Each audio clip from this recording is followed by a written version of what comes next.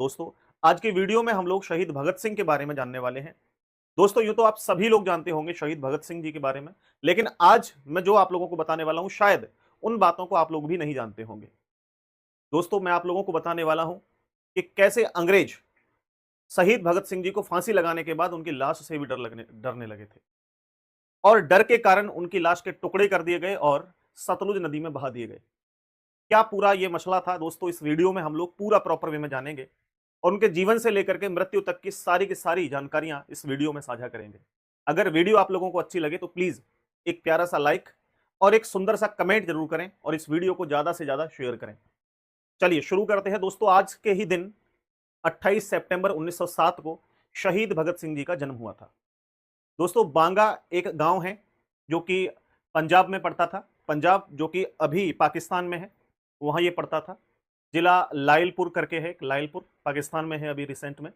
लेकिन इनका जो पैतृक गांव था, जन्म हुआ था इनका बांगा गांव में, लेकिन इनका जो पैतृक गांव था वो खटकल कला पंजाब के रहने वाले थे। दोस्तों, इनके पिताजी का नाम था सरदार किशन सिंह, इनकी माता का नाम था विद्यावती कौर और इनके एक चाचा थे अजीत सिंह, जो इनके बहुत प्यारे थे।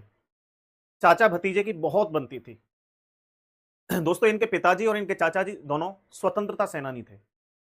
एक बार की मैं एक स्टोरी आपको सुनाता हूं, हालांकि शायद आप लोगों ने सभी ने उस स्टोरी को सुना होगा।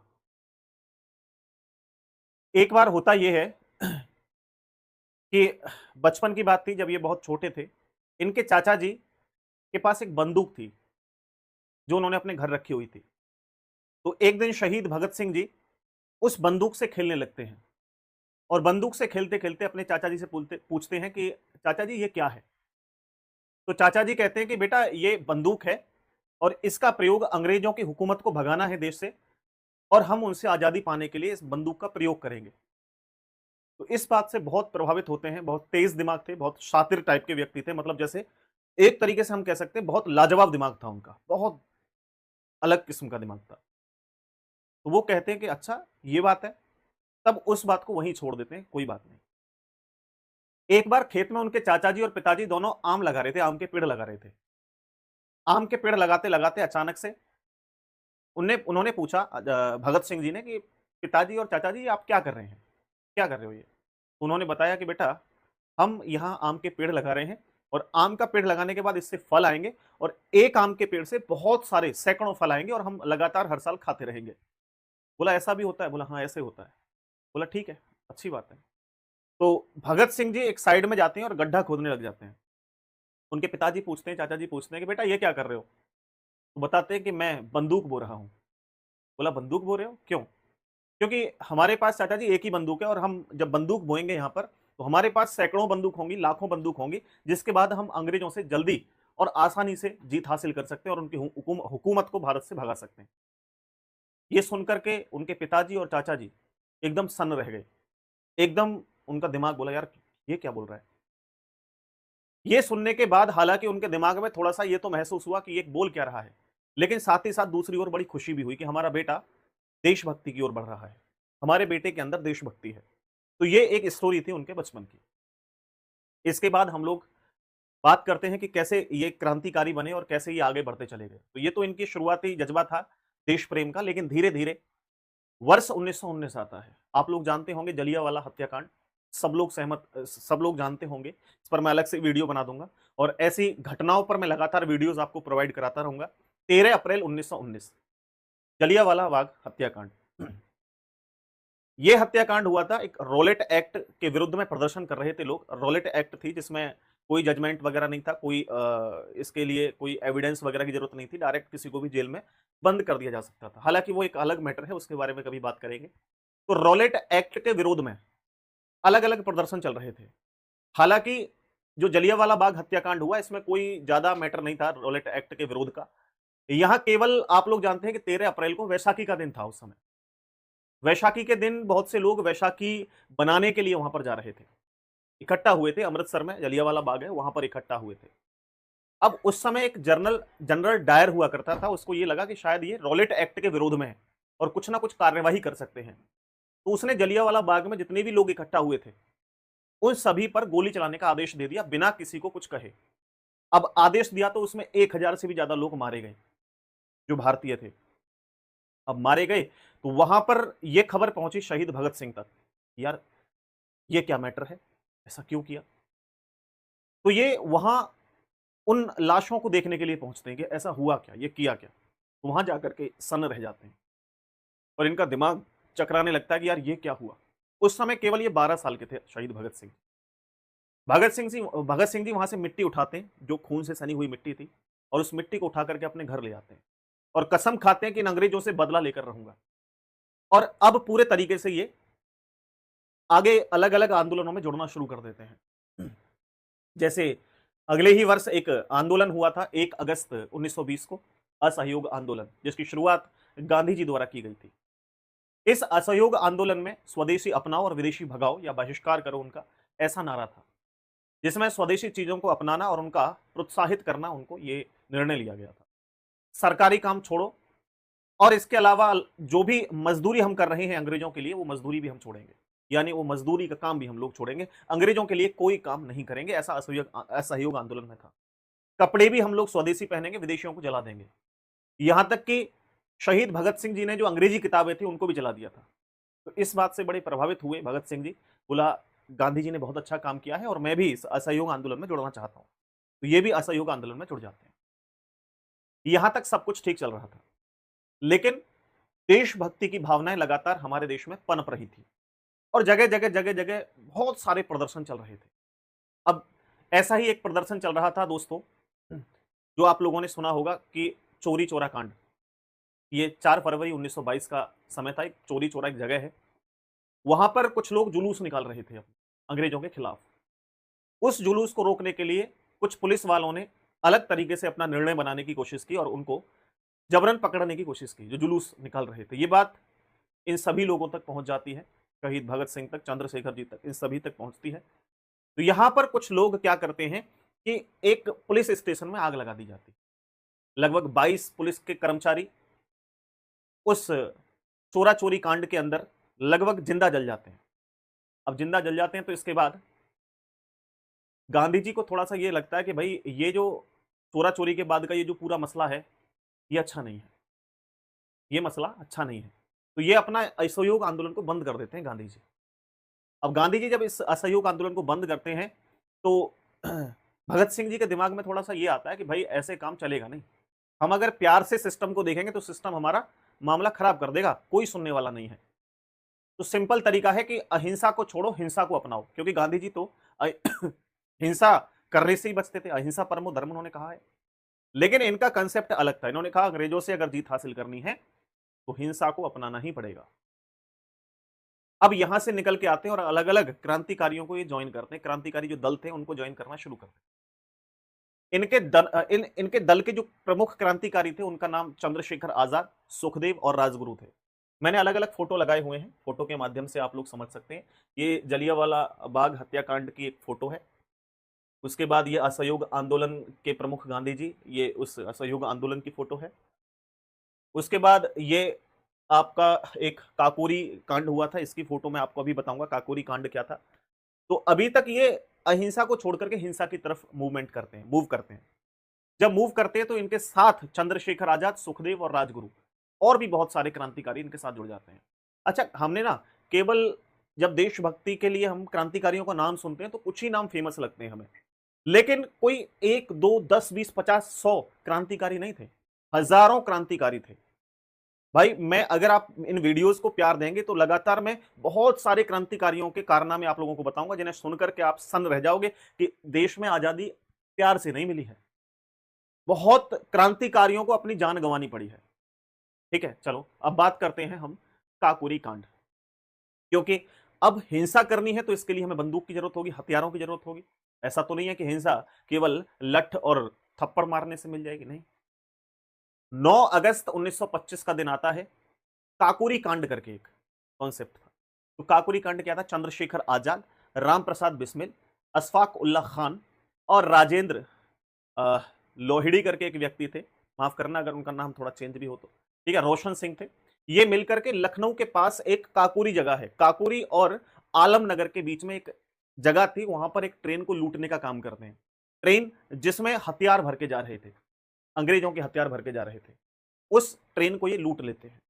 ट्रेन को लूटने के बाद उन हथियारों को लेकर के आ जाते हैं। लेकिन ये खबर अंग्रेजों तक पहुंचती है और अंग्रेज क्या करते हैं, इन सभी क्रांतिकारियों को जिनका भी इनमें हाथ होता है, उन सबको पकड़ना शुरू कर देते हैं। लगभग 40 से भी अधिक क्रांतिकारियों को गिरफ्तार कर लिया जाता है, जिनमें से बहुत सारे क्रांतिकारियों को फांसी की सजा और बहुत सारे क्रांतिकारियों को 4 साल से लेकर के उम्र कैद तक की सजा दी जाती है। अब आगे बढ़ने के बाद क्या होता है, धीरे धीरे शहीद भगत सिंह जी की ये पूरी टीम है। शहीद भगत सिंह जी एक एक तरीके से हम कह सकते हैं एक सभा की स्थापना करते हैं, जिस सभा का नाम था नौजवान भारत सभा। 1926 में इसकी स्थापना की जाती है, केवल इसलिए कि किसानों और श्रमिकों की रैली पर जो ब्रिटिश शासन है उसके खिलाफ हम क्रांति प्रोत्साहित कर सकें। लेकिन 2 साल के बाद 1928 में इसको विलय कर लिया जाता है, एक और दूसरी एसोसिएशन की स्थापना की जाती है, उसके साथ इसका चेंजिंग कर दी जाती है। हिंदुस्तान सोशलिस्ट रिपब्लिक एसोसिएशन, इसका निर्माण किया जाता है 1928 में। ये भी शहीद भगत सिंह जी के द्वारा किया गया था। तो भारत में एक समाजवादी और गणतंत्रवादी राज्य की स्थापना हो, ऐसा इनका मानना था। तो ये पूरा सिस्टम चलता है। लेकिन अभी तक जितने भी सिस्टम चल रहे थे उनसे बड़े परेशान थे अंग्रेज, क्योंकि इनका इतना बड़ा ये मैटर था कि कोई भी नाम सुन के डरने लगता था और भारतीय लोगों की लाइन लग जाती थी जब ये निकलते थे, क्योंकि इनके डाई हार्ट फॉलोवर थे भारतीय लोग, आज तक फॉलोवर हैं। आज तक ऐसे ऐसे हम जैसे लोग हैं कि अगर जान देने की भी नौबत आ जाए ना इनके नाम के लिए, तो देने के लिए खुशी खुशी तैयार। दोस्तों, 30 अक्टूबर 1928 का दिन आता है। 30 अक्टूबर 1928 का साइमन कमीशन के विरोध में, जो साइमन कमीशन आया था उसके विरोध में प्रदर्शन चल रहा था। अब इसमें इसके दौरान बहुत सारे लोगों ने साइमन कमीशन के दौरान जो प्रदर्शन चल रहे थे उसमें हिस्सा लिया था। इस हिस्से में क्या होता है, साइमन कमीशन के विरोध में एक प्रदर्शन चल रहा था 1928 में, 30 अक्टूबर 1928 में। तो यहां पर लाला लाजपत राय भी इस प्रदर्शन में शामिल थे। अब अंग्रेजों के द्वारा अचानक से यहां पे लाठी चार्ज कर दी जाती है। अब लाठी चार्ज कर दी जाती है तो लाला लाजपत राय को बहुत गंभीर चोटें आती हैं इस लाठी चार्ज में। कुछ दिनों तक सर्वाइव करते हैं, लेकिन कुछ दिन के बाद उनकी डेथ हो जाती है इन चोटों की वजह से। इस बात से भगत सिंह जी बहुत नाराज हो जाते हैं और अपने साथी का बदला लेने के लिए प्लान बनाने लगते हैं। अब करते हैं कि भैया ऐसा कोई काम करूंगा कि जिससे इनका बदला लिया जाएगा। तो अब शहीद भगत सिंह जी क्या करते हैं, एक ब्रिटिश सुप्रिटेंडेंट ऑफ पुलिस था, सुप्रिटेंडेंट ऑफ पुलिस यानी कि एसपी हम कह सकते हैं। पंजाब पुलिस का उस समय डिप्टी एसपी हुआ करता था जब अंग्रेजी हुकूमत हुआ करती थी। जॉन सैंडर्स नाम था उसका। ये उसको मारने की प्लानिंग बनाते हैं, उसको मारने की प्लानिंग बनाते हैं। अब होता यह है कि 17 अक्टूबर 1928 का दिन आता है। भगत सिंह, राजगुरु, जयगोपाल, चंद्रशेखर आजाद, ये सभी लोग मिलकर के एक पुलिस चौकी को चारों तरफ से घेर लेते हैं। पुलिस चौकी को चारों तरफ से घेरने के बाद भगत सिंह और राजगुरु दोनों जाते हैं और सैंडर्स को गोली मार देते हैं। गोली मार करके उसकी हत्या कर दी जाती है। इस घटना के बाद अब तक जो शहीद भगत सिंह जी थे, ये हल्की हल्की दाढ़ी रखा करते थे, लेकिन इसके बाद ये बिल्कुल दाढ़ी को कटवा देते हैं जिससे कि मेरी पहचान आसानी से ना हो सके।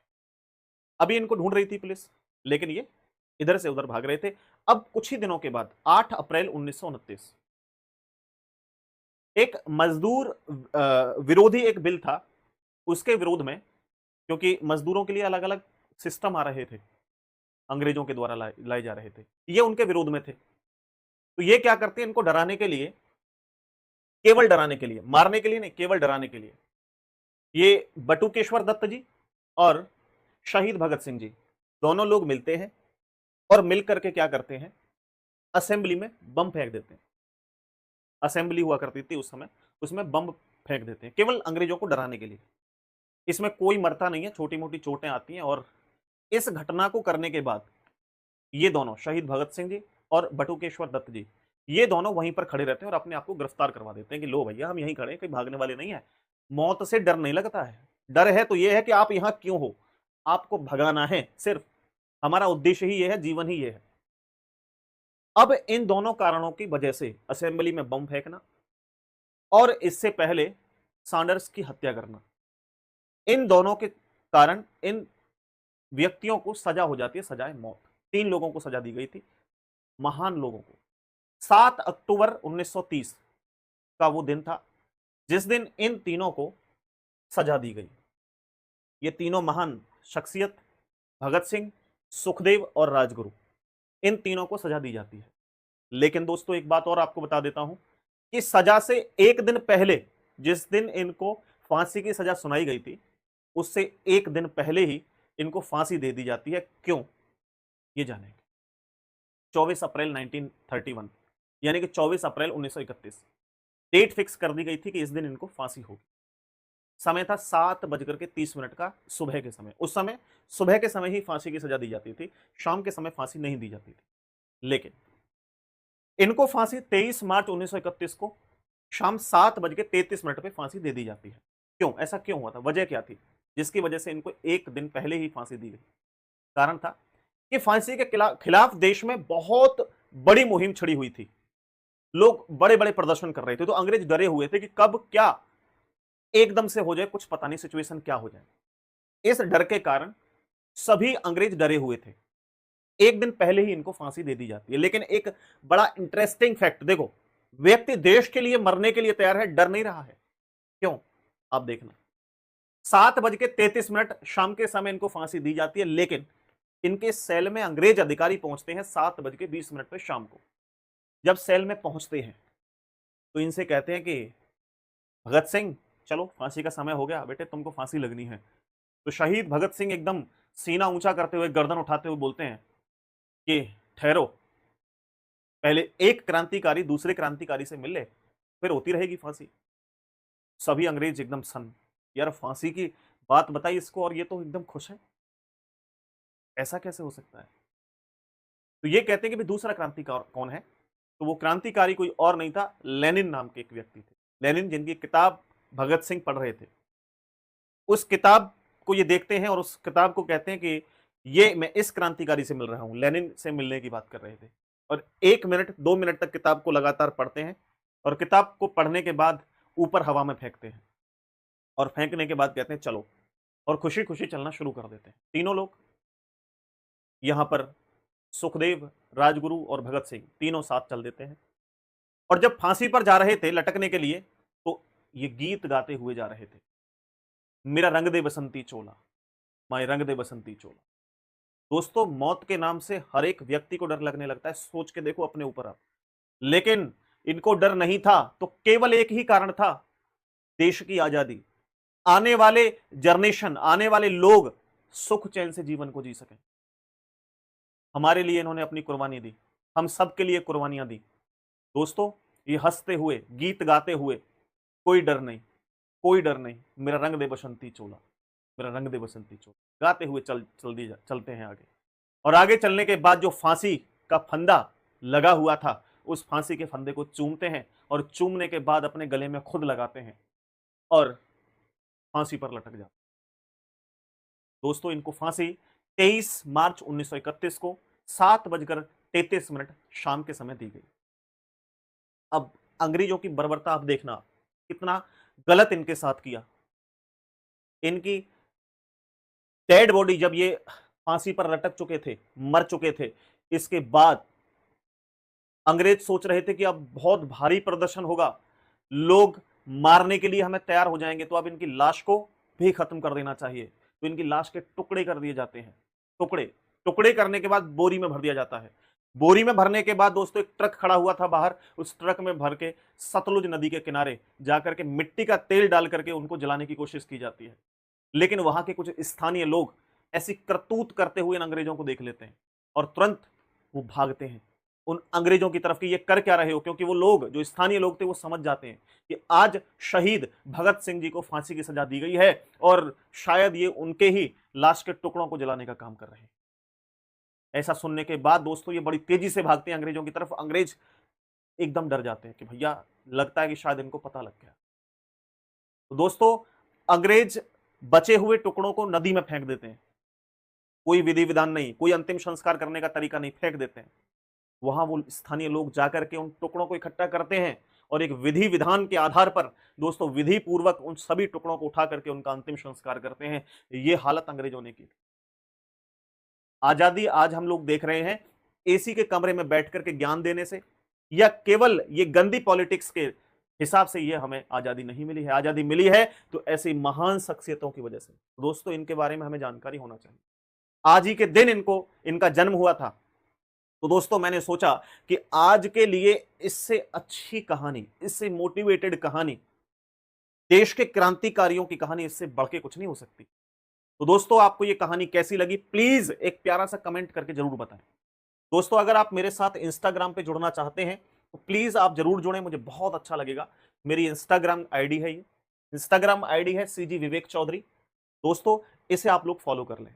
और अगर मेरे प्यारे साथियों, आप मेरे साथ रीजनिंग की तैयारी करना चाहते हैं, या उत्तर प्रदेश पुलिस कांस्टेबल की तैयारी कर रहे हैं, या फिर आप एसएससी जीडी की तैयारी कर रहे हैं, या दिल्ली पुलिस की, यूपी पुलिस की, जिस भी एग्जाम की तैयारी कर रहे हैं, तो आप हमारे वीडियो के डिस्क्रिप्शन से कंपटीशन गुरु ऐप डाउनलोड करके हमारे स्पेशल बैचेस आप ले सकते हैं। बहुत ही किफायती दरों में आप लोगों को दोस्तों ये बैचेस मिल जाएंगे। तो आप रीजनिंग का बैच, जैसे आप लोग देखो, रीजनिंग स्पेशल 18 बैच है जो कि 599 रुपए का है। आप चाहे जिस भी एग्जाम की तैयारी कर रहे हैं, कंप्लीट आप लोगों को रीजनिंग पढ़ाई जाएगी। चाहे आप एसएससी, रेलवे, पुलिस, बैंक, जिस भी एग्जाम की, सीसेट, यूपीएससी, जिस एग्जाम की आप तैयारी कर रहे हैं, ठीक है।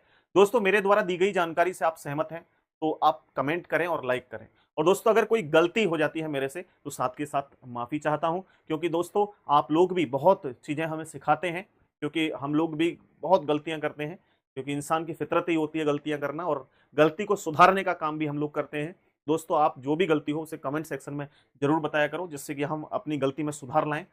एक वीडियो हमारी पहले मैंने बनाई थी जो कि ऑपरेशन थंडरबोल्ट थी, उसमें मैंने भारत का एक नक्शा बनाया था दोस्तों, और भारत के नक्शे में हल्की सी मिस्टेक हो गई थी। जो ऊपर जम्मू एंड कश्मीर वाला जो हिस्सा मैंने लिया था वो मार्क कर दिया था एग्जैक्ट मैंने इस तरीके से। मैं उसे नक्शा नहीं बना के दिखा रहा था, मैं केवल एग्जैक्ट आपको बता रहा था कि इंडिया से इस क्षेत्र में इजराइल है। हालांकि पीओके भी हमारा है, अक्साई चीन भी हमारा है। तो आप ये ना सोचना कि मैंने केवल जम्मू कश्मीर वाला हिस्सा लिया, कि आपने सर पीओके और अक्साई चीन क्यों नहीं लिया। हालांकि इसमें छोटी सी गलती एक मेरी थी, मुझे भी समझना चाहिए था कि आप बहुत इंटेलिजेंट लोग हैं, आप बहुत छोटी छोटी बातों पे ध्यान देते हैं, तो ये मेरी भी गलती है। लेकिन मेरा कोई उद्देश्य ऐसा नहीं था कि मैं यहाँ पर मैप गलत बना रहा हूँ। दोस्तों, मैं केवल आपको भारत के उद्देश्य से बता रहा था कि इजराइल इतना दूर है, यहाँ है, इस तरीके से बता रहा था, ठीक है। चलिए, बहुत बहुत धन्यवाद। आज की वीडियो में इतना ही। अगर चलो, बाकी सभी बातें बता दी हैं। नमस्ते।